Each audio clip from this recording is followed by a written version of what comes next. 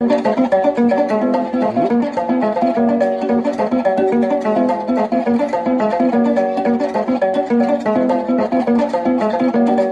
Mabombi, au moins.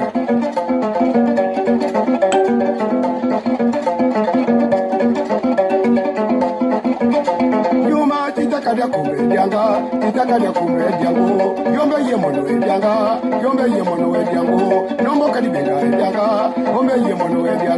Titakadia kumbe, yege, titakadia kumbo, yege, titakadia kumbe, yege, titakadia kumbo, yege, mukadia kumba, yege, mukadia kumba o, yege, mukadia kumbe, yege, mukadia kumba o, yege, mukadia kumbe.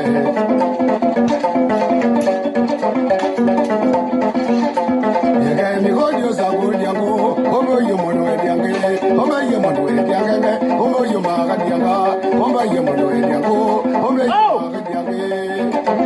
Ayaya! Hey, waka! Sukiba Mobacha, Moni Mama Sana, Okadia Buba, Moni Mama Kosao, Okadia Buba, Moni Mami Jokyo, Okadia Buba, Moni Mama Jije, Kome Okadia Buba.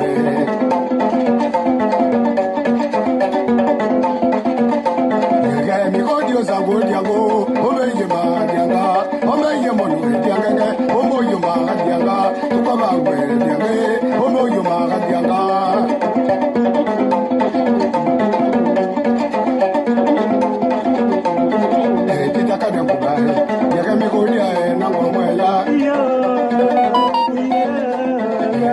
Mama Sebao, Yakami Kudia, Namoya, Tamanchingao, Yakami Kudia, Namoya,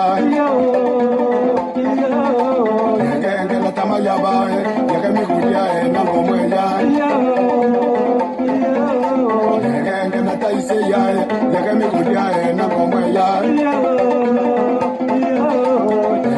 Mama Maza, Yakami Kudia, Namoya. Kananginda, Yakami Kudia, Namoya, Kanasiba Kamakudia, Yakami Kudia, Namoya.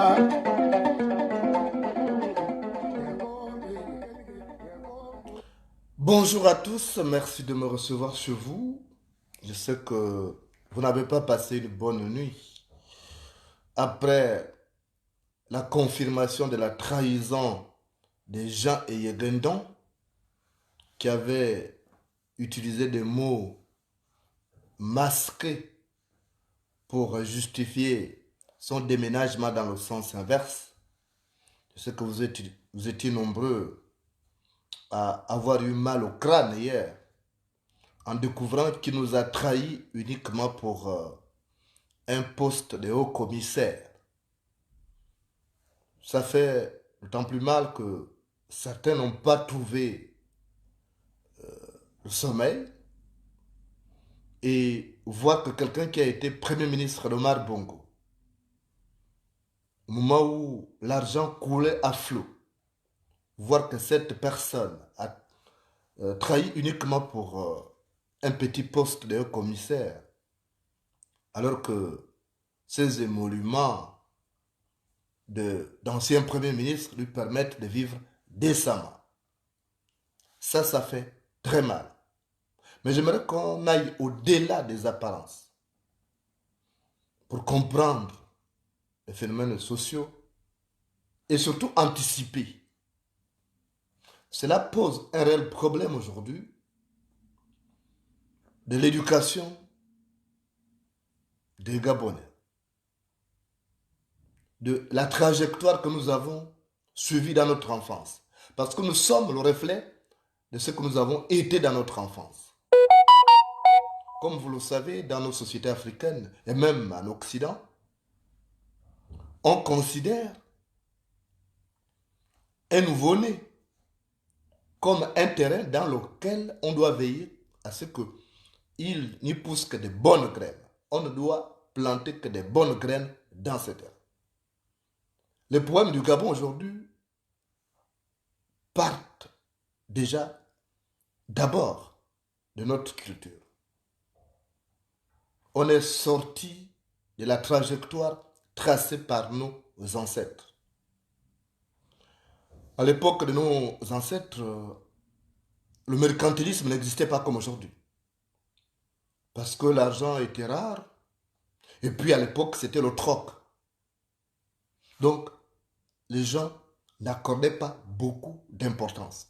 Il y avait une éducation qui était donnée aux enfants. Les filles étaient encadrées par les grands-mères, d'autres femmes du village. Les garçons étaient encadrés par des hommes. Et on leur apprenait pratiquement les droits de l'homme qui sont universels. Nous n'avons rien inventé aujourd'hui. On croit que nous avons tout inventé, alors qu'en réalité, nous ne faisons que améliorer ou déformer ce que nos ancêtres ont établi comme règle. Quand on éduque son enfant de manière à ce qu'il assume des responsabilités en harmonie avec sa société, on a de fortes chances d'avoir un bon cadre demain. Faites vous-même une petite expérience. Aujourd'hui, quand on regarde le Gabon a été tordu par la plupart des enfants gâtés. Les fils et filles à papa, ce sont eux qui ont gaspillé le Gabon dans un premier temps. Et puis ils ont eu leurs amis qui sont venus s'agripper. Parce que quand on était l'enfant du ministre, on avait son pote et ça a toujours fonctionné sur la base du népotisme. Parce que dans ces milieux, il n'y a aucune éducation. J'ai de par le métier qui est le mien, eu la chance de côtoyer beaucoup de grandes familles. Et j'ai vu comment beaucoup d'enfants manquaient d'éducation. Il m'arrivait d'être allé au domicile de certains ministres pour aller les interviewer. Mais on voyait un enfant arriver, surgir, même pas dire bonjour à quelqu'un qui était là, juste pour poser une doléance à son père. Soit il a vu, comme c'était le cas d'Ali Bongo, quand il a vu une nouvelle voiture dans les catalogues, il dit papa, moi, même si son père était en train de discuter de sujets sérieux avec des notabilités. Et ça, c'est généralisé comme ça. Parce que dans ces milieux, il n'y a aucune éducation. Omar Bongo n'a pas bien éduqué ses enfants. Joséphine Kama n'a pas éduqué ses enfants. Et nous avons eu des enfants pourris. Et les autres ont pensé que c'était un modèle. Quand on avait une première dame, vous savez, il n'y a pas quelqu'un comme moi qui défend cette dame-là quand on a difficulté. Mais nous avons eu une première dame, la plus dévergondée de ces pays. Nous avons eu une première dame dévergondée. Si bien qu'aujourd'hui, c'est devenu une règle. Elle ne peut même pas faire de reproches à Sabri Sylvia Bongo. Parce qu'elle marche dans son sillage. Donc, sans éducation. Regardez comment Sylvia Bongo gaspille l'argent du Gabon. Regardez vous-même comment Sylvia Bongo gaspille l'argent du Gabon. Alors que son père a laissé des sociétés. Son père a laissé Hogar Vie et tout, et beaucoup d'autres succursales. Mais elle se sert. Mais moi, je me souviens de l'éducation que j'ai reçue dans mon village à Kanana, à 10 km de Manchi. Je suis allé à l'école primaire du CP1 au C2 à Kanana, mon village. Mais l'éducation qui était la nôtre à l'époque n'est plus la même aujourd'hui. Déjà, il y avait des mesures coercitives qui étaient mises en place. Je ne sais pas pourquoi elles ont disparu. Déjà, pour nous apprendre à compter, il y avait le système de bâtonnets, ou on appelle bichette, des bâtonnets. Pour nous amener à parler la langue française, ou ne pas être loquace en classe, il y avait un système coercitif qu'on appelait le symbole. Il y avait une pièce de 50 francs et une pièce de 100 francs qu'on mettait à la disposition de l'enseignant. Enfin, l'enseignant mettait à la disposition du chef de classe pour que celui qui parlait la langue prenne cet argent-là. Et doit chercher à faire passer la même pièce à celui qui bavarde. Et celui qui va dormir avec ça, le lendemain, il est puni. Il était strictement interdit de dépenser cet argent. Pourquoi?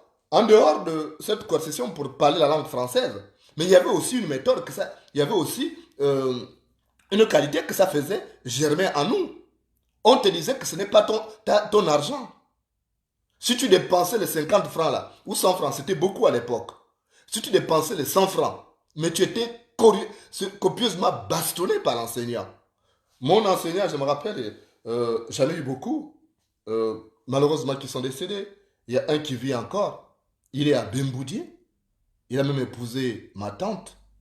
C'est Joseph Yola. Il était très rigoureux comme enseignant.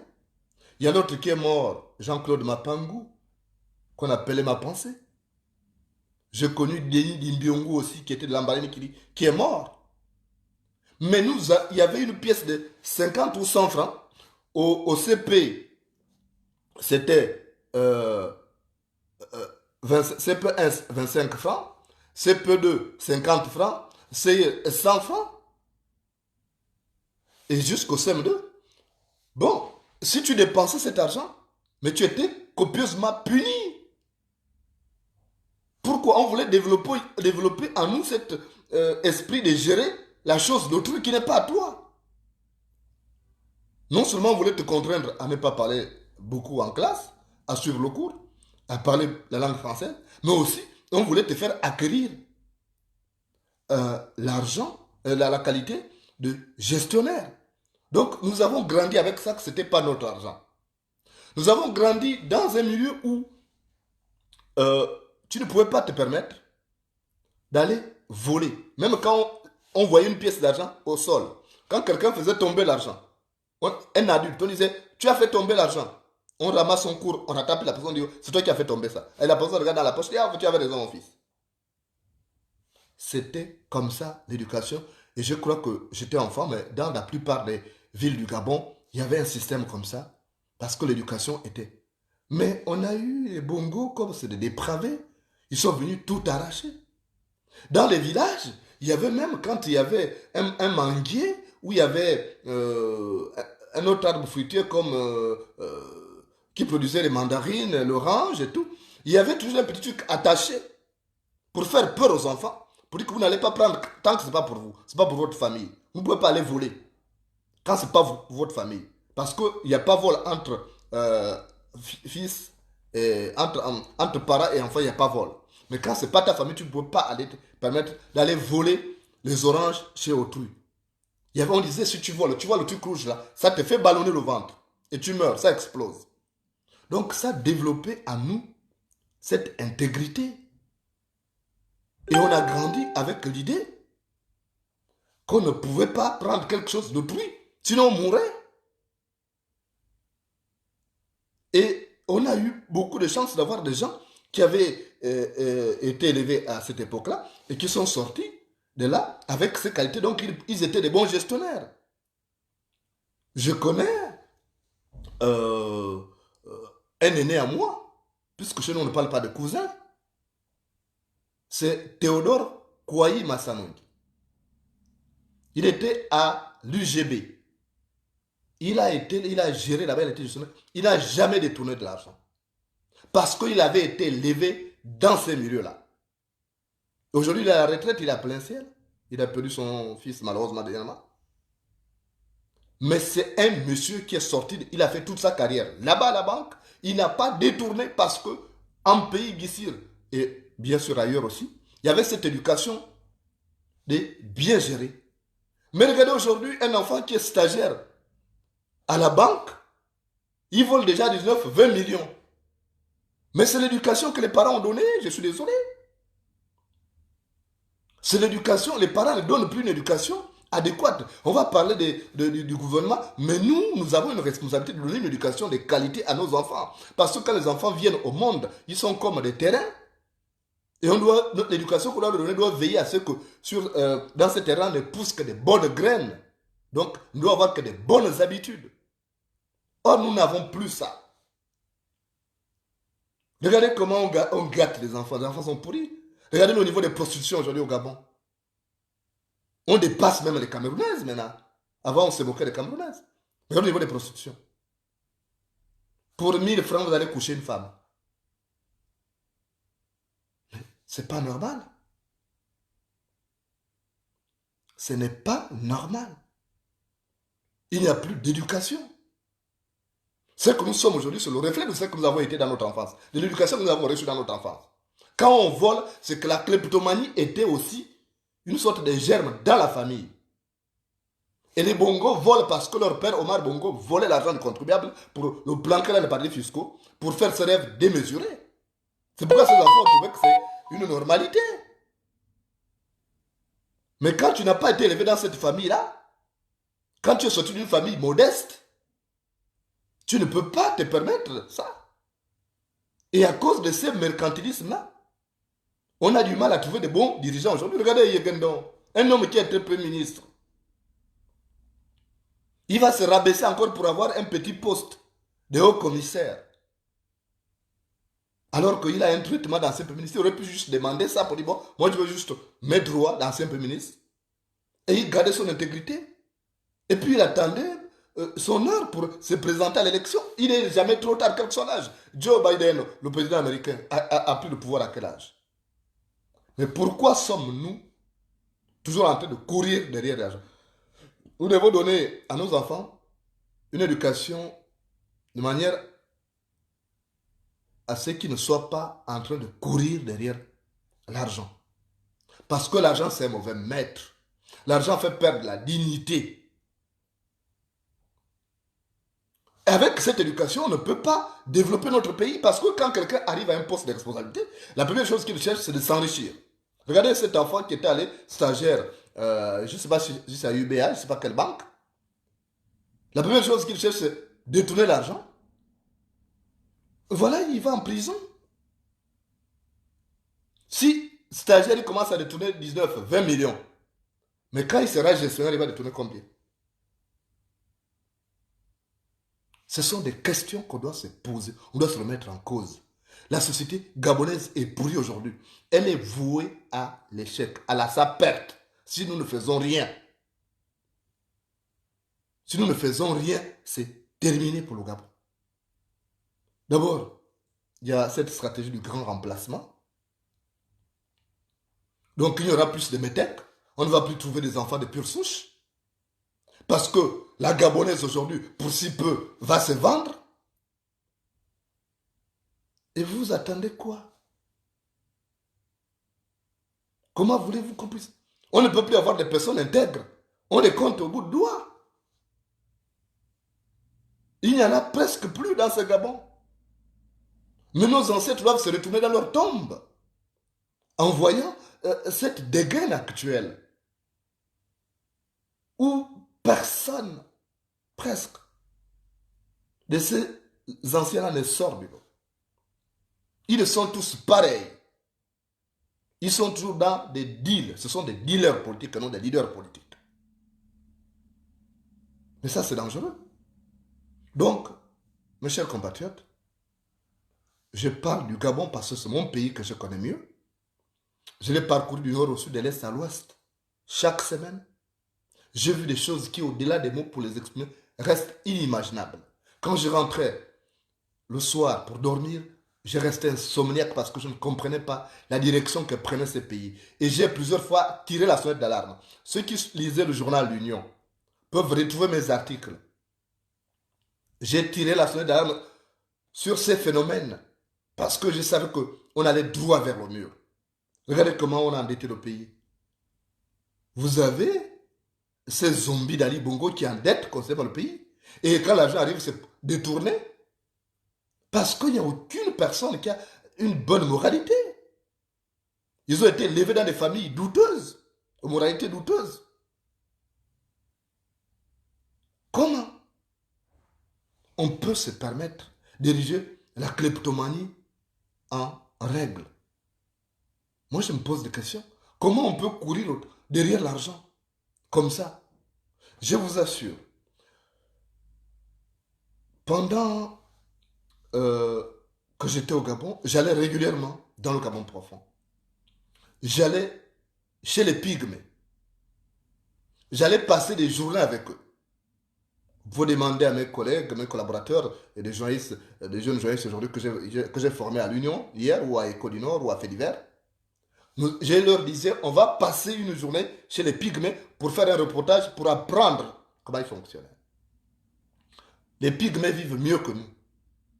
Ils n'ont pas de complexe. Il leur manque des hôpitaux, d'accord, il leur manque des écoles, d'accord. Mais avec le minimum qu'ils ont, ils ont la forêt. La forêt, c'est leur hypermarché. Ils se ravitaillent dans la forêt. Mais ils ne sont pas stressés comme nous. Mais regardez le stress des Gabonais. Quand quelqu'un n'a pas d'argent, ça devient un drame aujourd'hui. Les gens vendent leurs parents. Ils font des crimes rituels. Puisque le Gabonais n'a pas d'argent, il suffit qu'on lui propose un peu pour vendre son frère, il va vendre son frère. Pour vendre sa soeur, il va vendre sa soeur. Pour vendre son propre frère, il va vendre son propre enfant. Parce que le Gabonais n'a plus de dignité. Le Gabonais n'a plus de personnalité. Le Gabonais n'a plus d'éducation. La seule valeur gabonaise aujourd'hui, elle est d'ordre monétaire. Mais il faut faire attention. Regardez Ndémézo, comment il se gaspille. Avec l'expérience de Ndémézo, on aurait pu avoir un bon président. Parce qu'on a besoin de personnes expérimentées pour diriger le pays. Mais regardez comment tous se compromettent aujourd'hui. Regardez comment tout le monde s'est compromis. Quand vous regardez, il n'y a pas quelqu'un qui est différent. Bonnet blanc, blanc, bonnet, ils sont tous pareils. D'autres sont plus discrets. Souvenez-vous que dit son âme de l'ancien Premier ministre Casimir Oyemba. Mais Casimir Oyemba avait accordé une interview à Jeune Afrique où il avait écrit, je crois le titre, si je me rappelle bien, l'argent a pourri mon pays. Mais il est parti, mais il avait raison. Il avait raison. L'argent a pourri son pays, a pourri notre pays. Oyemba avait raison. Et quand on voit, on met Oyemba de côté, il n'est plus là. Mais de tous les anciens premiers ministres, finalement, le plus intègre, c'est Paulin Obama Nguema. Le plus intègre des anciens premiers ministres, c'est Paulin Obama Nguema. Parce qu'il est sorti de là.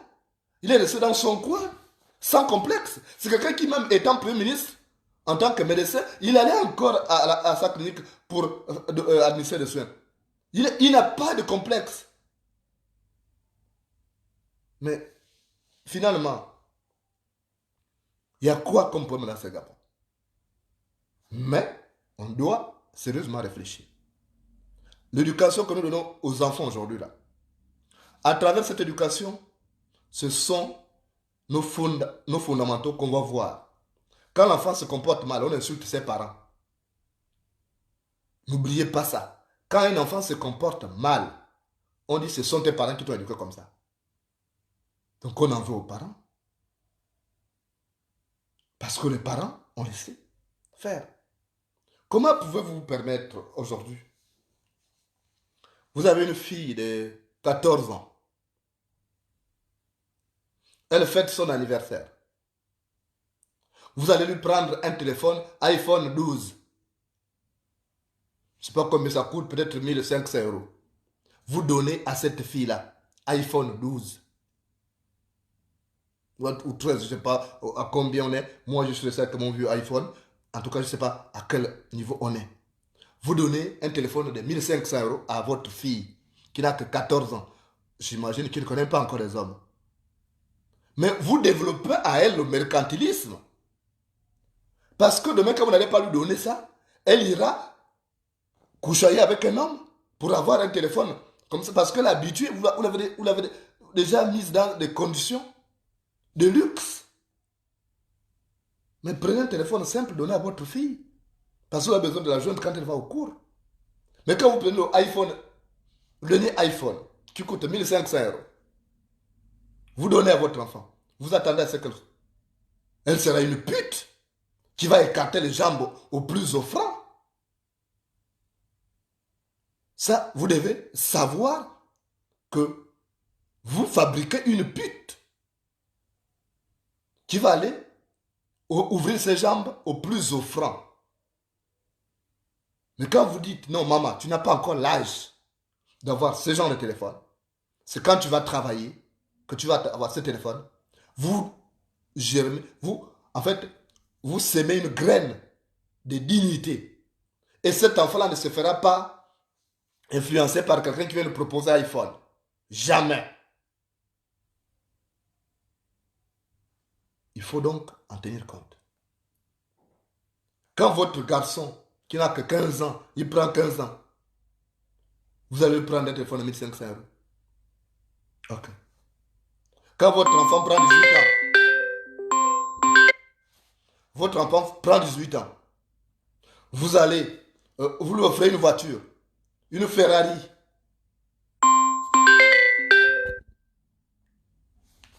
Vous lui offrez une Ferrari, vous attendez quoi? Vous attendez que cet enfant, une fois qu'il va travailler, qu'il puisse voler. S'il est dans une administration publique, il va voler. S'il est dans une banque, il va détourner. On a vu ça. Donc, on doit s'aimer la bonne graine. Un enfant, c'est un terrain neutre. Quand il vit au monde, il prend nos habitudes. Il prend notre culture. Si vous lui inculquez une culture de vol, il sera voleur. Si vous lui inculquez des valeurs de dignité, de respect de la chose d'autrui, il sera une personne intègre. Or, nous avons un véritable problème à ce niveau. C'est à ce niveau que nous avons péché. On doit revisiter les fondamentaux de notre culture ancestrale. Il n'y en a plus. Nous sommes dirigés par des gens qui n'ont aucune valeur. Et il faut du bordel. Remarquez au Gabon, la prostitution. Moi, je vois des petites filles qui viennent même me draguer sur la toile. Des filles de 15 ans, 16 ans, qui viennent me faire la course sur la toile, qui m'écrivent. Ah, vous êtes un bel homme, hein? J'apprécie votre bouche. Hein? Quand je suis choqué. Moi, j'ai des enfants qui sont déjà grands.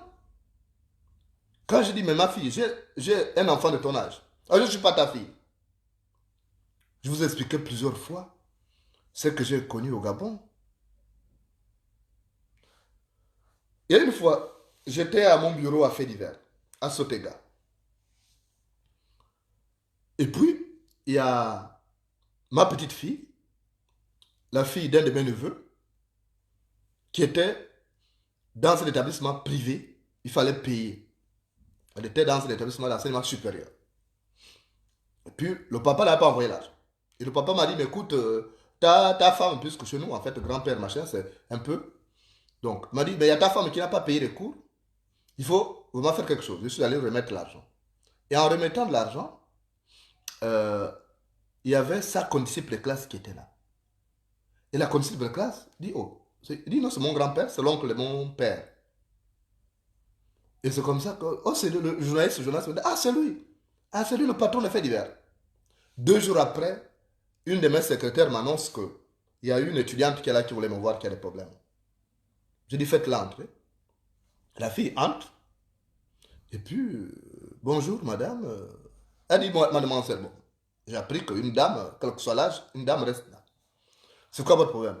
Oh, j'ai un souci, je dois passer des examens, je n'ai pas payé le cours. Il te faut combien? Oh, il me faut 400 000. J'ai sorti l'argent, je vais donner. Et puis, après, vous voulez mon numéro? J'ai dit, non, j'ai le numéro de fait divers. Si tu as des informations que tu voulais donner au journal, l'article, mon numéro est dans fait divers. Ce n'était pas le numéro privé, c'était le numéro public. Et puis, elle va prendre le numéro de fait divers. Le soir, elle envoie des messages.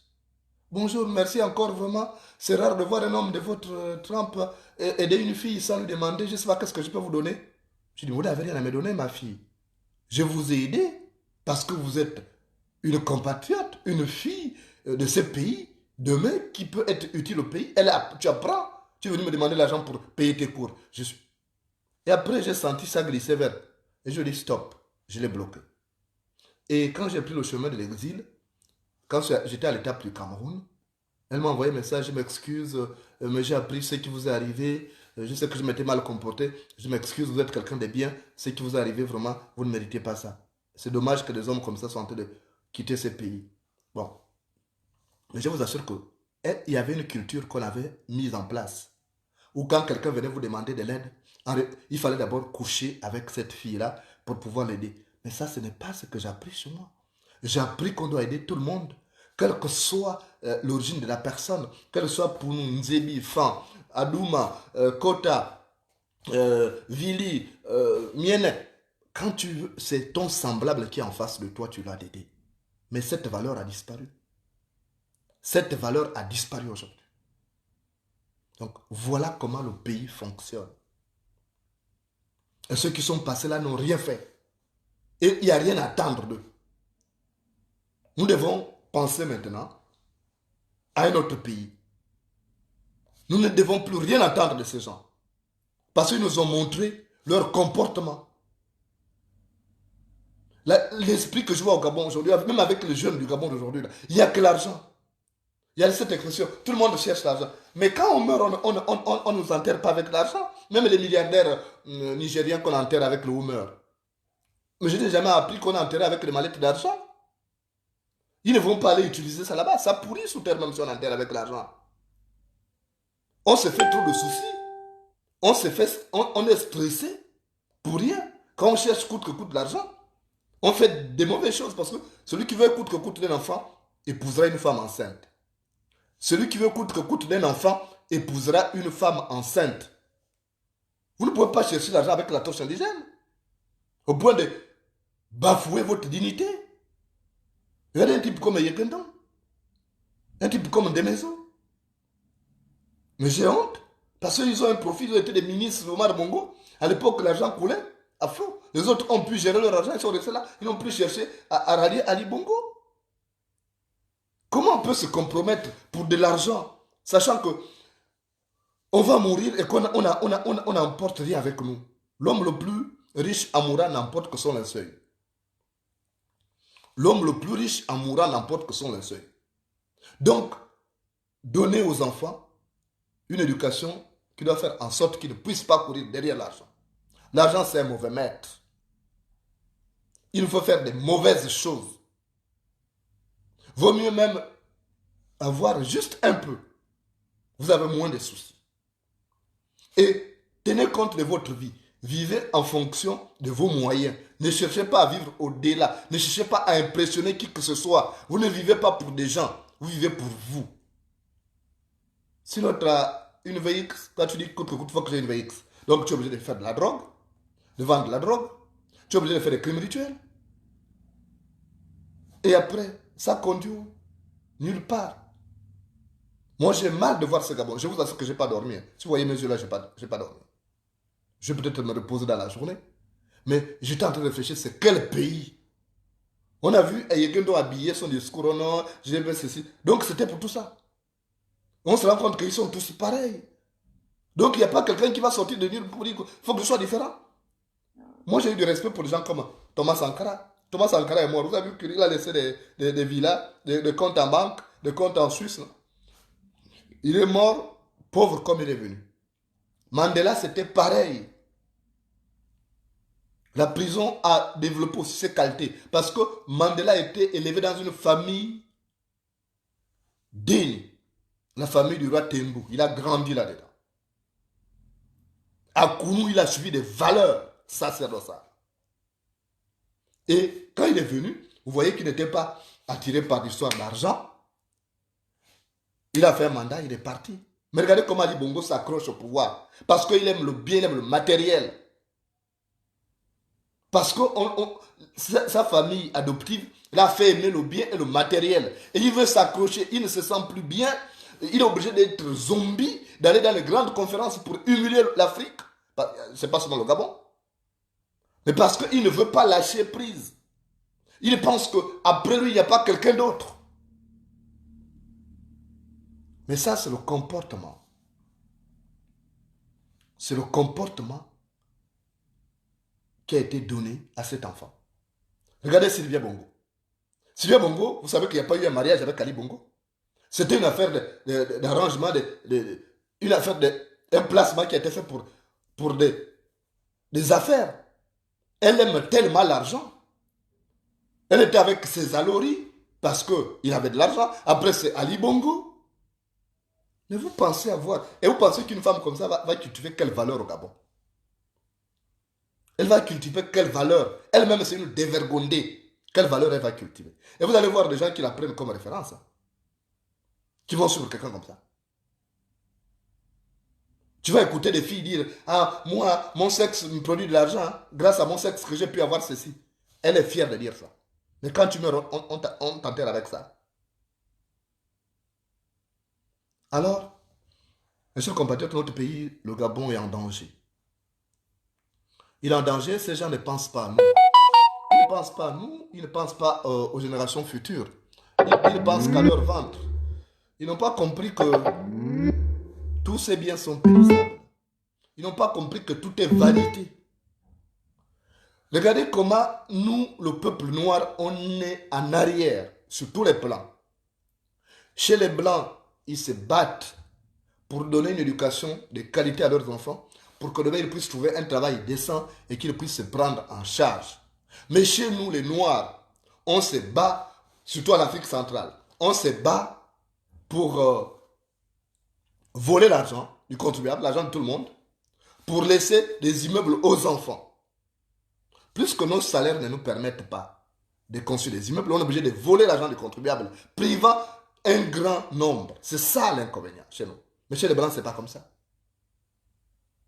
Le Blanc se bat pour que son enfant ait une bonne éducation, que son enfant ait un bon niveau et qu'il puisse trouver un travail décent pour qu'il puisse se prendre en charge. Mais chez nous en Afrique, centrale surtout, je mets le Mali un peu à l'écart, je mets le Sénégal parce qu'il y a encore des valeurs.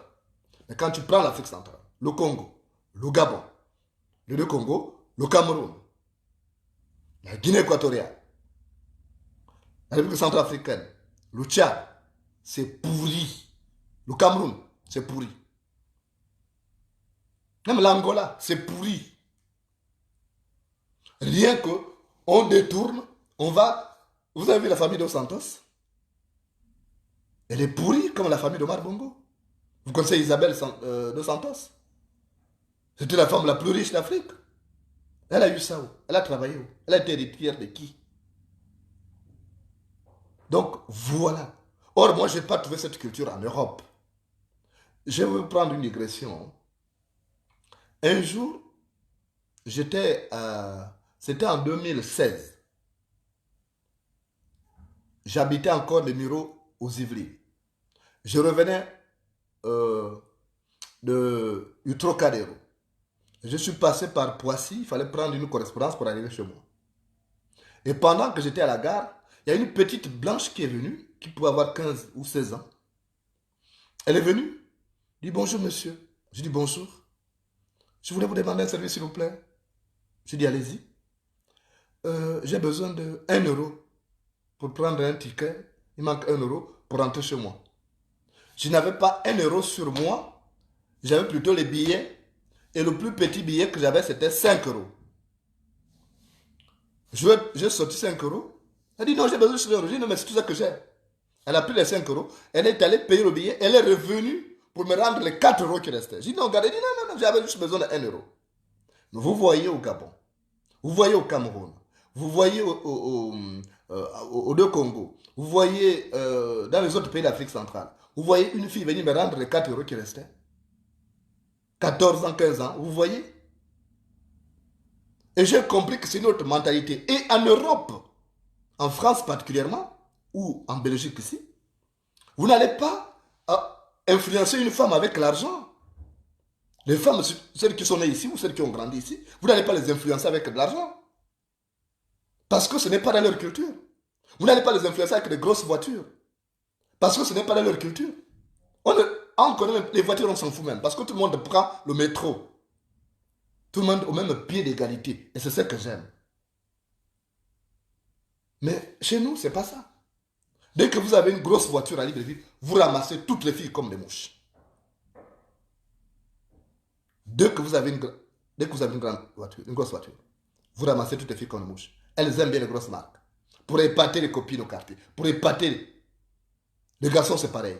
Ceux qui sont devenus recto verso là. Rien que pour avoir des grosses voitures. Comment voulez-vous qu'on puisse avancer? Quand on cherche un objectif, on ne doit pas s'embarrasser de trop de désirs. Parce que la vache qui court se nourrit peu. La vache qui court se nourrit peu. Moi, je vous assure que je ne regrette pas. Ce que je veux, c'est d'avoir à manger chaque jour et être à vos côtés pour continuer ce combat. Même quand j'ai des difficultés, je n'en fais pas une tracasserie générale. Vous ne pouvez pas imaginer les difficultés comment j'ai. Ça, vous ne pouvez pas imaginer. Il y a une jeune dame qui est venue là, me dit, j'ai 4 gosses, j'ai des soucis, trouve-moi un peu d'argent. Je lui ai expliqué. Je lui ai dit, écoute, vraiment là, je suis incapable de t'aider. Si j'en avais... Elle dit, oui, je sais. Parce que j'ai connu tel, vous connaissez telle personne? Je dis, oui. Elle dit que vous êtes quelqu'un de bien. Quand vous étiez ici, vous aidez les gens. J'ai dit, moi, j'aidais les gens quand j'avais la possibilité de le faire. Elle dit, oui, je comprends. J'ai dit, vous n'avez pas de quoi? Elle dit, non, je vous crois. Elle m'a même écrit hier encore. Comment tu vas? Elle dit, je comprends. Quand je t'écris, c'est pas pour te demander l'argent, mais je sais que quand tu en as, tu en donnes. Parce que quand tu as l'argent autour de toi, tu en donnes. Dieu te bénit encore. Il t'en donne pour que tu puisses distribuer. Mais quand tu gardes, quand tu as la main fermée, le poing plié comme Jean-Ping, mais après, il y aura un problème. Quand tu es pingre comme Jean-Ping, tu auras un problème qui viendra te faire sortir tout l'argent. Regardez l'histoire d'Opianga. Opianga avait porté plainte contre Jean-Ping. Jean-Ping était toujours serré. Mais après, il a sorti combien? 600 millions, on a bloqué le compte bancaire. Parce qu'il n'aimait pas sortir l'argent. Quand j'allais le voir, oh non, je n'ai rien. Mais il a eu l'argent pour payer Opianga parce qu'on a fait la saisie en amont. Quand tu en as, donne à ceux qui n'en ont pas. Et Dieu connaît ton cœur. Tu peux mentir, tu peux faire semblant. Dieu connaît nos cœurs. Il connaît ceux qui sont bons et ceux qui sont mauvais. Mais comme Dieu accepte tous ses enfants dans leurs différences, il sait à quel moment il punit. Et il sait à quel moment il récompense les gens. Mais ça, les gens ne comprennent pas. Les gens ne comprennent pas.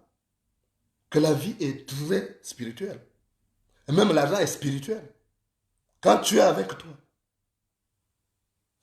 il y a un problème, tu n'aides pas les gens. Il y a un problème, tu cadres. Parce que tu dis, il faut que j'ai 1 milliard. Ok. Mais après, un problème survient, ça te fait tout dépenser. C'est comme celui-là qui amasse.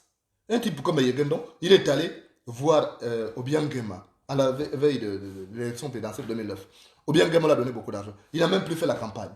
Donc il a gardé ça. Comment se fait-il qu'aujourd'hui c'est tout fauché? Parce qu'il ne veut pas dépenser. Il a sa maison, il ne loue pas. Mais quel est ce train de vie qui a fait que les milliards soient finis avant même qu'il n'ait quitté cette terre? Il y a un problème. Or, ces gens-là, ils ont eu beaucoup d'argent qui pouvait leur permettre de vivre aisément et jusqu'à leurs descendants. Mais il y a un problème. Il y a vraiment un problème. Ils n'aident même pas les gens, ils sont rares. Les gens qui sont généreux, parmi ces gens, ils sont rares. Regardez, nous, on a des difficultés. Regardez les activistes, comment ils passent le moment difficile. Je pense à mon petit frère Wana Wiche, qui est quelque part, certainement en Afrique encore, je ne sais pas dans quel pays il est. Mais cet enfant-là souffre là-bas. Mais combien l'aide? Vous avez les autres qui sont là, vous avez les Thibaut Adjatis, vous avez les Messire, vous avez les Stéphane Nzeng, Yannick Ndomba, bon, il est au Canada, il travaille, machin, tout ça. Vous avez beaucoup d'activistes qui se battent pour le Gabon. Mais combien pensent à eux? En disant, ah, ces enfants-là se battent pour nous, ils nous défendent. Il faut qu'on pense à leur envoyer quelque chose. Rien. Rien. Et ces enfants qui se battent pour le Gabon ne trahissent pas. Ce sont des gens qui ont travaillé depuis, qui trahissent, qui suivent l'argent. Il y a problème dans ce Gabon. Il y a donc problème. Comment les enfants qui n'ont pas encore travaillé, Stéphane Nzeng n'a jamais été ministre, Messi n'a jamais été ministre, Thibaut Adjatis n'a jamais été ministre, Owen Onwechi n'a jamais été ministre, Yannick Ndomba n'a jamais été ministre, Franck Jotan n'a jamais été ministre. Tous les autres activistes, les filles, les Tata Huguette, et toutes les autres n'ont jamais été ministres. Mais comment ces enfants-là ne trahissent pas pour aller au Gabon? Ce sont des gens qui ont travaillé sous Bongo, qui ont eu beaucoup d'argent, qui trahissent toujours le peuple à un moment crucial de l'histoire du pays, à un moment déterminant de l'histoire du pays. Et ça, il y a un problème. Ils ont l'arrêt, ils ne font rien. Mais ils oublient qu'il peut survenir dans la vie un événement qui va tout bousculer et tout faire basculer aussi. Après, ils vont prendre la place du pauvre. Ça, la vie, c'est un voyageur, c'est un voyage. C'est un chemin qui n'enseigne pas au voyageur ce qu'il attend à l'étape. La vie est pleine d'imprévus. L'inconnu est un mystère, donc on doit être circonspect. On doit éviter parce que les avantages d'aujourd'hui peuvent devenir des handicaps demain. On ne sait jamais. Mais regardez comment ça fonctionne. Ils s'occupent, ils ont tout ce qu'il faut. Bon, ils s'occupent de leurs enfants, c'est tout. Ils ne s'occupent. Or, il y a des gens qui se battent jour et nuit. Qui se battent pour que ce régime ne fasse pas plus qu'il en fait aujourd'hui. Vous n'allez pas les voir. Aider ces personnes-là. Et ces personnes-là, malgré le fait qu'ils ne sont pas assistés, mais ne vont pas voler. Ne vont pas faire le salamalek à Ali Bongo. Et pourtant, ce ne sont pas les propositions qui manquent. Mais c'est une honte. Ils pensent qu'ils seront éternellement là. Mais nous sommes passagers sur terre. La terre n'appartient pas aux hommes. Ce sont les hommes qui appartiennent à la terre. Et quand on a déjà intégré cette donne-là, on change. On change. Donc, il nous faut aujourd'hui construire un nouveau Gabon. Débarrasser de tous les oripeaux là. Parce qu'on ne fait pas ça toilette avec les eaux sales. Il faut une nouvelle conscience citoyenne. Des gens qui ne sont pas, je ne sais pas s'ils sont beaucoup, mais des gens qui ont suivi une éducation spartiate, qui font eux des personnes potentiellement intègres. Il nous faut ça pour le Gabon de demain. Sinon, nous allons continuer à couler, hein, à nous enfoncer dans les abysses. Avec ça là, c'est même plus la classe politique, ça là que nous avons. Ce n'est plus la classe politique, c'est la crasse politique. Ils sont crasseux politiquement. C'est la crasse politique, ce n'est plus la classe politique. Il nous faut donc construire notre Gabon avec des personnes qui ont des valeurs, des personnes qui ont reçu une éducation, qui ont suivi une bonne trajectoire. Pas des personnes qui se sont compromis, qui se sont vendues. On a compris qu'ils sont pareils, ils se tiennent quelque part. Vous allez voir, je vous le dis, la semaine prochaine, vous allez voir que Ogandaga, qui est aujourd'hui le directeur de cabinet d'Ali Bongo, il va te débarquer. On va le débarquer, vous allez voir. La semaine prochaine, Ali Bongo va toucher son cabinet, certainement. Mais Ogandaga va te débarquer. On ne veut pas garder des personnes qui ont eu cette... Moi, je ne connais pas ces messieurs, personnellement, mais j'ai eu un retour de lui. C'est quelqu'un de bien, qui n'embête pas, machin. Mais on n'aime pas. On aime que les voleurs. Quand tu arrives au cabinet d'Ali Bongo, il faut voler comme lui-même. Parce que si tu ne voles pas, si tu intègres, c'est un problème. Si tu n'es pas comme eux, tu deviens danger. Voilà comment fonctionne le pays aujourd'hui. On est relié par des valeurs de vol, de kleptomanie. Si tu ne voles pas, si tu ne tues pas, tu es un danger. Alors, on te combat. Ceux qui ont l'argent pensent qu'ils vont conserver cet argent ad vitam aeternam. Ils n'ont qu'à continuer à penser comme ça. Mais dans la vie, surviennent des événements qui viennent changer le cours des choses. Il y a des noms qui seront difficiles à porter demain. Il y a des noms qui seront difficiles à porter demain. Donc, nous, en ce qui nous concerne, il nous faut développer de nouvelles attitudes, une nouvelle mentalité, pas cette mentalité qui est seulement poussée vers la recherche du profit. Regardez vous-même aujourd'hui avec nos parents, même les gens ne t'appellent que quand ils savent que tu as quelque chose à leur donner, mais il y a un problème. On te respecte parce qu'on sait que tu as quelque chose à donner. Moi, je vois des gens qui sont plus âgés que moi qui m'appellent Ya Jonas. Des gens qui sont âgés de moi, même de 20 ans, m'appellent Ya Jonas. Je dis, mais c'est quoi ça? Quand vous allez au village, la manière de vous accueillir, l'enthousiasme dépend des bagages que tu amènes. Or avant, dans le Gabon d'hier, le Gabon de mes ancêtres, le Gabon de mon grand-père, tu allais au village, tu amenais des cadeaux, et quand tu partais de là, on te donnait quelque chose. Or là, aujourd'hui, c'est seulement dans le sens inverse. C'est toi qui arrives, c'est toi qui dois nourrir tout le monde. J'ai vu en France, des gens qui venaient du Gabon avec un peu d'argent, ils viennent, quand ça marche bien, ceux qui les accueillent sont bien, une fois que l'argent est fini, on demande à la soeur, on demande aux frères de dégager. C'est quel pays ça? C'est quel pays? Donc, moi je vais vous dire de faire attention. Notre pays est vraiment en danger. Ces gens viennent de nous prouver encore que le Gabon est en danger. Et la semaine prochaine, ne soyez pas surpris, il va encore avoir certainement des bouleversements. Ne soyez pas surpris, il ne faut pas que cela vous choque. Il faut prendre ça comme déjà une habitude et en disant on n'a rien à attendre d'eux. Quand vous n'attendez rien de quelqu'un, je vous assure que vous vivez à l'aise. Quand vous n'attendez rien de quelqu'un, vous vivez à l'aise. Mais si vous attendez quelque chose de quelqu'un, alors là, vous allez être déçu parce que qui vit des désirs meurt désespéré. Qui vit des désirs meurt désespéré. Donc, il faut ne rien attendre de ces gens qui nous gouvernent. Ils n'ont pas de cœur. Ils n'ont pas de cœur. Ce sont des sans-cœurs. Ils ne pensent qu'à eux. C'est pourquoi le pays est comme ça. Parce que quand chacun arrive, chacun veut voler. Pour sa famille, pour son clan. Or, l'éducation que moi j'ai reçue chez moi, en pays d'ici, on disait que tu dois être l'homme de ta famille, l'homme de ton clan, l'homme de ton village, l'homme de ton département, l'homme de ta province et l'homme de ton pays, l'homme de ton peuple. Que tu dois défendre tout le monde. Tu dois défendre les plus faibles. Voilà ce que j'ai appris chez moi. C'est pourquoi vous voyez, parfois je viens ici, je défends même les gens du PDG quand ils sont en danger. Parce que je ne mène pas un combat par rapport à un positionnement politique. Je mène un combat par rapport aux valeurs sociétales qui constituent le socle sur lequel nos ancêtres ont bâti la société. Les gens me font souvent ce reproche. Pourquoi tu signales Ngari, il fait partie de ceux qui ont... Pourquoi tu es venu? Il ne fallait pas lui dire ça. Il y a des gens qui m'ont écrit. J'ai dit, mais Ngari est humain. J'apprends qu'on veut le tuer. Je me dois de le dire.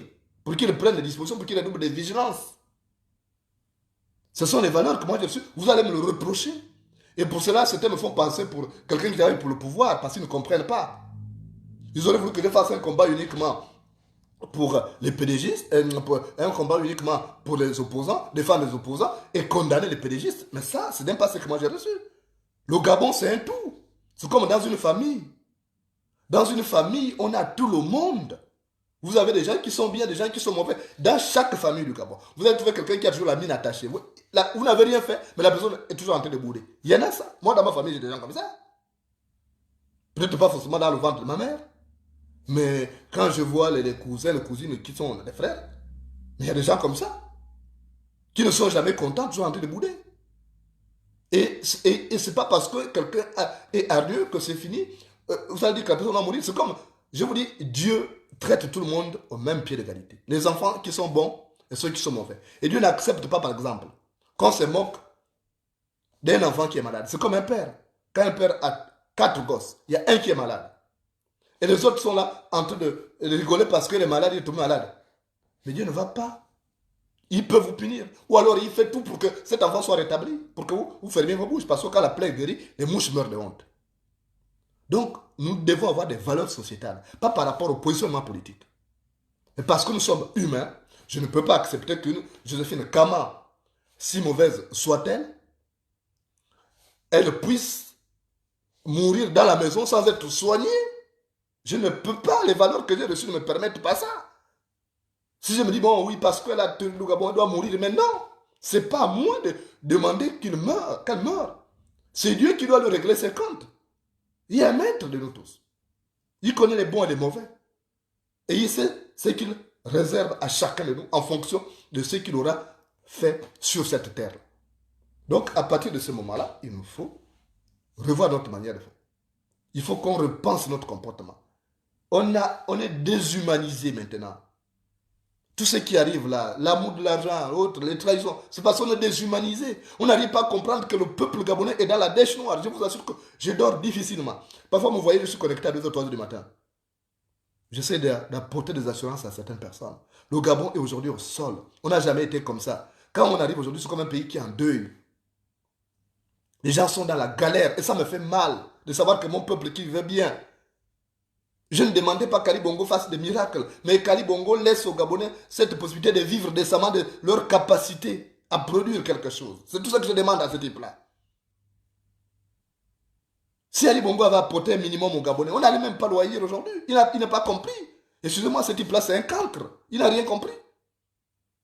Ayant grandi dans l'antichambre du pouvoir, il aurait pu comprendre que mon père a fauté à ce niveau, moi je dois faire mieux. Mais il n'a rien fait. Il a fait pire que son père. Il a fait pire que son père. Aujourd'hui, tout le monde, c'est la galère. L'argent devient difficile à trouver. Quelqu'un plaisantait en disant, on n'arrive même plus à ramasser même 50 francs. Parce que les gens sont obligés, même quand ils ont leur poche trouée, ils sont obligés de racoler ça, rafistoler, pour éviter de faire tomber la pièce d'argent. Or, avant le Gabonais, même quand il n'avait pas d'argent, il va dans un bar, il trouve un autre Gabonais, le gars lui paye une bière. Aujourd'hui, c'est devenu difficile, les gens font des calculs. Donc, je viens de vous dire, d'être au service de l'humanité. D'être au service de l'humanité. Les valeurs humaines sont universelles. Nous sommes liés les uns les autres. Ce qui fait mal aux opposants doit faire mal aux pédégistes quand on a un cœur. Quand un pédégiste a un malheur, ce malheur-là, c'est aussi le nôtre. Quand un opposant a un malheur, il doit être aussi le même malheur des opposants. Il ne doit pas rigoler. Parce qu'on ne sait pas de quoi sera fait demain. Et quand on occupe un poste pour pouvoir faire du bien, il faut faire du bien. Un bienfait n'est jamais perdu. Si ce n'est pas vous qui avez récolté le dividende, même vos enfants. Parce qu'aujourd'hui, on a pris le système des Blancs où mes enfants, par exemple, portent le nom Moulenda. Mais demain, un enfant peut arriver dans un Gabon nouveau. Quand il va dire, je m'appelle Trudy Moulenda, par exemple, on dit, ah oui, ton père s'est battu, il m'avait rendu tel service. Viens ici. Vous n'imaginez pas ça. Les gens qui ont du mal à rendre service aux autres. Je ne regrette pas de tout le bien que j'ai eu à faire à certaines personnes. Même si aujourd'hui je me sens abandonné de tous, ce n'est pas grave. Mais je sais que Dieu ne me laissera pas périr dans la Bible. C'est pourquoi je continue à faire du bien. En dépit des menaces. J'ai appris que Billy Binze est allé voir son frère Efayong pour faire un complot contre moi. Tout ça. Mais je rigole pour Billy Binze. Voilà un pauvre type qui n'a rien compris. Donc il est content parce qu'il a un peu d'argent, il a maintenant les joues comme un serpicothèque. Il va voir Efayong, on va faire ceci contre Moulenda, on va faire cela. J'ai appris tout ça. Ils n'ont rien compris. Ils ne savent pas que moi je suis au service du Gabon. Et je suis au service du peuple gabonais. Et comme quand on est au service d'un peuple, on est au service de Dieu. Et Dieu ne nous laisse pas tomber. Quels que soient les abîmes, il ne nous laisse pas tomber. Donc, soyez vous-même. Soyez cohérents. Ayez des valeurs sociétales. Ne soyez pas ces gens sans cœur qui ne suivent que de l'argent. Leur rapport n'est défini que par l'argent. Si j'appelle tel, qu'est-ce qu'il va me donner? Oh, qu'est-ce... Mais non. Mais il y a aussi les échanges. Moi, il y a des jeunes, quand je discute avec eux, j'ai du plaisir parce qu'ils ont du répondant. Il m'arrive de les appeler. J'ai des frères qui sont moins âgés que moi. Je les appelle souvent. On reste au téléphone. Parce que ce n'est pas tout le monde. Je vous assure que j'ai fait rarement 5 minutes au téléphone. Alors, si parmi vous, il y a quelqu'un qui est déjà resté avec moi 5 minutes au téléphone, il faut dire bravo. Parce que je suis très bref au téléphone. Mais quand je reste avec quelqu'un 5 minutes, sache que tu m'apportes un plus. Soit intellectuellement, soit spirituellement, parce que j'apprends tous les jours. Je suis un pèlerin du savoir. Donc, je ne peux pas attendre de vous que de l'argent. Je peux aussi attendre de vous un soutien moral. Parce que vous n'imaginez pas ce que la vie en exil. Vous n'imaginez pas ça un seul instant. Ce n'est pas parce que je ne viens pas chaque fois pleurnicher sur la toile. Non. C'est parce qu'il vit dans l'eau qu'on ne voit pas les larmes du poisson qui pleure. C'est parce qu'il vit dans l'eau qu'on ne voit pas les larmes du poisson qui pleure. J'ai des problèmes, mais je ne ferai pas ça. C'est que les autres font, trahir. Parce que les valeurs qui sont les miennes, les valeurs que j'ai apprises de mon jeune âge, de l'âge de 3 ans, on a commencé à me donner une ligne de conduite. Je ne peux pas sortir de ça. Je ne me sentirai pas à l'aise. Même quand quelqu'un m'a contacté pour dire non, on est en train d'organiser une réconciliation nationale avec Ali Bongo, machin, tout ça, le pays. J'ai dit, mais quelle réconciliation nationale? Une démarche qui est dénuée de toute sincérité, vous me voyez? Si c'est pour venir me tuer, il m'appelle, tu es mon frère, entre-temps, derrière, au dos, il a un couteau. Non. Parce que moi, je suis franc, je suis honnête, je suis loyal. Je ne trahis pas. En amour comme en amitié, je préfère être trahi. Donc, ayez des valeurs. Donnez aux enfants une éducation qui soit une éducation qui fasse en sorte que demain, ils soient utiles à l'ensemble de la société. Qu'ils soient profitables à l'ensemble de la société. Pas seulement à un petit clan. Il faut un Gabon nouveau. Débarrasser de ces oripeaux-là. Et quand on aura fait quelque chose pour l'humanité. On aura fait quelque chose pour nous. Parce qu'on ne serait pas au service de nos clans, de nos familles. On serait au service de l'humanité. Qui défend les valeurs des droits de l'homme. Défend l'humanité. Devant la survie de l'humanité. C'est pourquoi je suis parfois choqué quand je vois les gens qui font du mal. Je dis, mais ils perdent leur temps. Ils perdent leur temps parce que naturellement, tout ça là, demain, on sera juste sous terre, entre quatre planches, et on ne pourra plus profiter de ce qu'on fait là. Donc, quand tu as de l'argent, même quand tu sais que tu peux le garder, mais s'il y a quelqu'un qui a un souci et que tu peux aider, il ne faut pas hésiter de le faire. Parce que demain, on ne sait pas de quoi. On ne sait pas de quoi sera fait demain. Donc, n'hésitez pas à faire du bien aux autres. Parce que ce bien-là vous sera rendu. Quand on fait du bien, c'est le bien qui nous est rendu. Quand on récolte, quand on sème le maïs, il n'y a que le maïs qu'on récolte. Quand on sème l'arachide, c'est l'arachide qu'on récolte. On ne peut pas récolter, on ne peut pas avoir semé l'arachide et récolter l'avocat demain. Et quand on aura compris ça, la vie sera facile.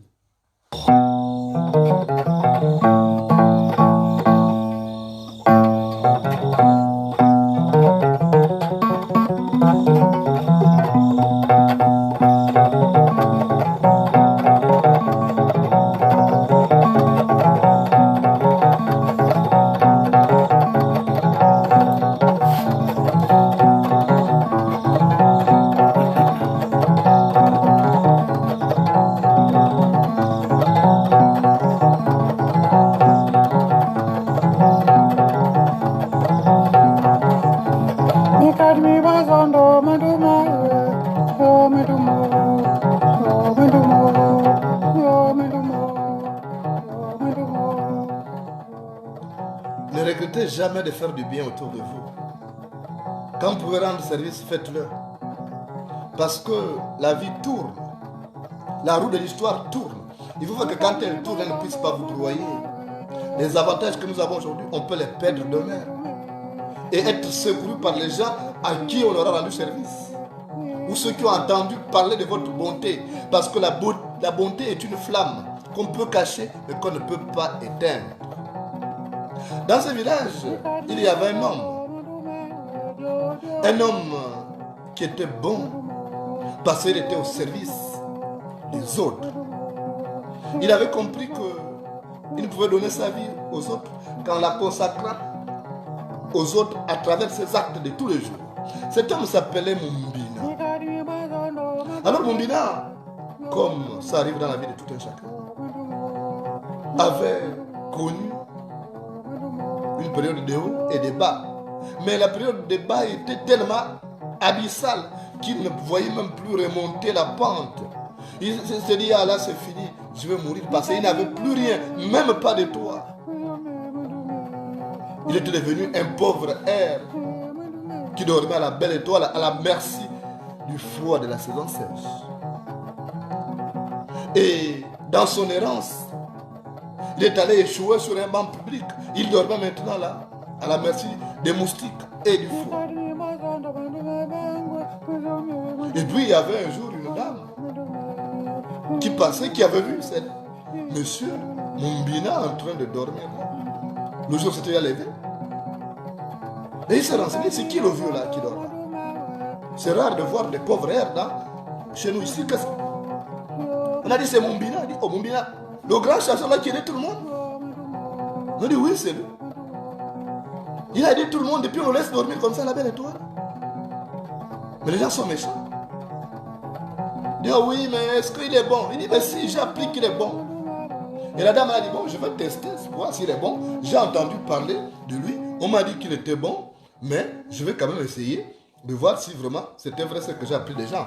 Qu'il était bien, qu'il rendait service à tout le monde. C'est comme ça que cette dame-là, comme il y avait une petite partie où il y avait des pieds, Mumbina dormait là. C'est comme ça que cette dame-là, elle est venue s'asseoir. Elle s'est assise là et elle a fait tomber volontairement 400 000 francs CFA. C'est beaucoup d'argent, 400 000 francs. Elle a fait tomber 400 000 francs là. Elle s'est levée, après elle a traversé, elle est allée de l'autre côté de la route. Elle attendait que Mumbina se réveille. Et après, il y avait le soleil qui commençait à venir. Alors Mumbina s'est réveillé. Il s'est assis. Et quand il a regardé comme ça, il a vu beaucoup d'argent qui était là. Il dit, waouh, ça c'est Dieu qui m'a envoyé ça. Donc il a regardé à gauche, à droite. Et de l'autre côté, il a vu seulement la dame là qui était debout. Et quand ce Mumbina a fait, il a traversé l'autre côté, il a dit, première chose, comme je souffre, je m'avais acheté une couette parce qu'il faut que je me couvre, une couverture. Il est allé chez le boutiquier. Il a dit, donne-moi une couverture. Et il a donné l'argent. Il est revenu là maintenant s'asseoir. Et puis la femme qui était là a fait semblant. Oh, yeah, maman, tu vas m'aider. Et puis Mumbina dit, c'est quoi? Il dit, il y a mon enfant qui est malade. Ton enfant est malade, il a quoi? Oh, il a telle maladie. On me dit, il faut que je trouve de l'argent, sinon l'enfant va mourir, on doit l'opérer. Il faut combien? La femme m'a dit, il me faut au moins 400 000 francs. Et Mumbina est reparti à la boutique, voir le boutiquier. Dit, papa, excuse-moi, j'ai pris la couette là, rends-la d'abord. Il y a quelqu'un qui a un problème, la femme qui est de l'autre côté là, à son enfant, qui risque de mourir. Si on ne l'opère pas. Alors on a besoin de 400 000 francs. Rends-moi la somme que je t'ai donnée là, je vais compléter pour donner à cette femme-là, qu'elle aille sauver l'enfant. Moi, je peux attendre. Ce n'est pas une priorité. J'ai déjà dormi plusieurs nuits là, je ne suis pas mort. C'est comme ça que mon bina est revenu à 400 000 francs. Il a dit, viens, on va te faire soigner. C'est comme ça que la dame l'a regardé. Il dit, ah mon bina. Donc finalement, tu es resté cet homme bon que tu as toujours été. En fait, mon enfant n'est pas malade. Je voulais juste voir si tu as toujours été l'homme bon que tu as toujours été. Et là, tu viens de prouver que finalement, tu es quelqu'un de bien. Tu ne mérites pas de rester là. Alors, tu ne vas plus dormir là dehors. Parce que tu as rendu service aux gens. Tu es d'une bonté rare de nos jours. Moi, j'ai une maison là-bas, il n'y a personne. Tu vas aller vivre là-bas, tu vas t'installer. Et c'est comme ça qu'elle a pris Mumbina, amené Mumbina, elle lui a donné la maison. Mumbina s'est installé là-bas. Tous ceux qui l'avaient abandonné ont maintenant cherché à vouloir revenir. Mumbina avait été sauvé par sa bonté. Parce qu'il n'a pas lésiné sur les moyens pour aider son semblable qui prétendait être en danger, mais qui réellement n'était pas en danger, a voulu juste jauger la bonté de Mumbina. Parce que naturellement, dans la vie, on récolte ce qu'on sème. Quand on plante l'arachide, on récolte l'arachide. Et donc la bonté de Mumbina l'a sauvé. Donc n'est jamais, vraiment jamais, rester insensible à la douleur de son semblable quand on peut l'aider. Parce que naturellement, demain il sera trop tard. Merci de m'avoir suivi chez vous. J'espère que ce message passera dans vos esprits et que nous allons, brique par brique, construire un Gabon nouveau, débarrassé de ces oripeaux qui sont des sans-cœurs. Ils seront écartés parce qu'ils ont montré leur incapacité à faire du bien pour un plus grand nombre. Nous avons besoin de Gabonais qui pensent Gabon d'abord pour que le rictus des peines qu'on observe aujourd'hui chez les Gabonais soit remplacé par le sourire de joie. Merci et à très bientôt.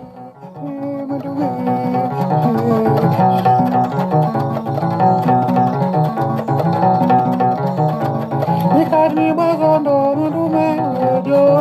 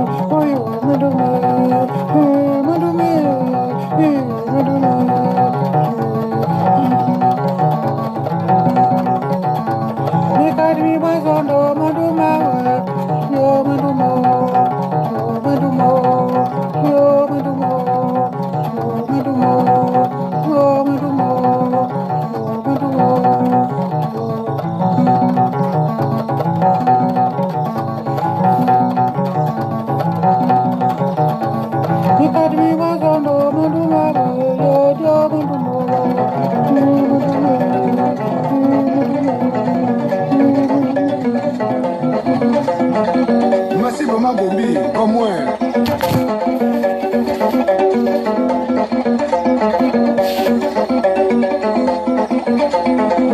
Itakadia kumbe dianga, itakadia kumbe diango. Yombe yemono dianga, yombe yemono diango. Nombo kadibega dianga, yombe yemono diange. Itakadia kumbe, yeke, itakadia kumbo, yeke, itakadia kumbe, yeke, itakadia kumbo, yeke, mukadia kumba, yeke, mukadia kumba, yeke, mukadia kumbe, yeke, mukadia kumba, yeke, mukadia kumbe.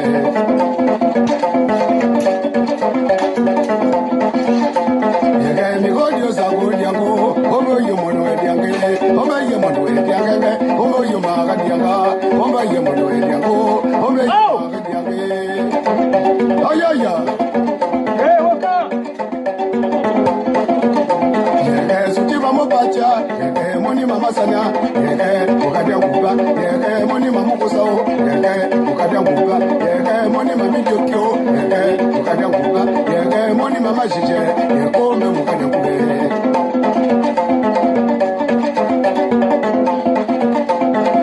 Mikodio zangu diango, ome yema dianga, ome yemonu dianga, omo yema dianga, ukaba gwe dianga, omo yema dianga.